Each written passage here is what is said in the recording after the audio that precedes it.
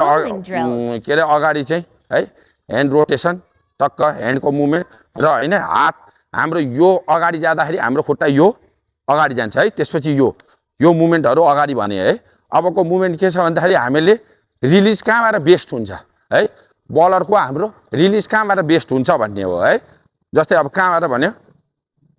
है जस्तै बल हामीले यहाँबाट पनि रिलिज गर्दाखेरि नो प्रब्लम है हामीले यहाँबाट पनि रिलिज गर्दाखेरि नो प्रब्लम है जति हामीले हेडको ओरबाट हामीले रिलिज गर्छौँ त्यति हाम्रो पेस इन्क्रिज हुन्छ है अब हामीले चाहिँ बल यहाँबाट हामीले फ्याल्यौँ भने म्याक्सिमम हेर्नु है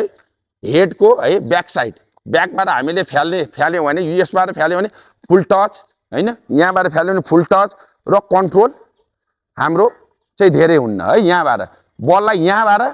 यहाँबाट चाहिँ हाम्रो बडी र बलको फ्लो एकैसाथ गर्नुपर्छ ल गरेर त हो है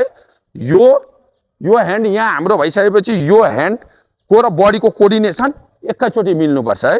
यो ह्यान्ड र यसको कोअर्डिनेसन एकैचोटि मिल्यो भने हाम्रो पावर धेरै जेनेरेट हुन्छ है जस्तै हामीले यहाँ पनि यो पनि गर्न सक्यो है यो ड्रिल्स पनि एउटा चाहिँ राम्रो हो है यो ड्रिल्स पनि हेर्नु है हाम्रो खुट्टा स्ट्रेन्थ सब चिज राम्रो भएर जान्छ है काफ यो है यहाँ त्यसपछि यो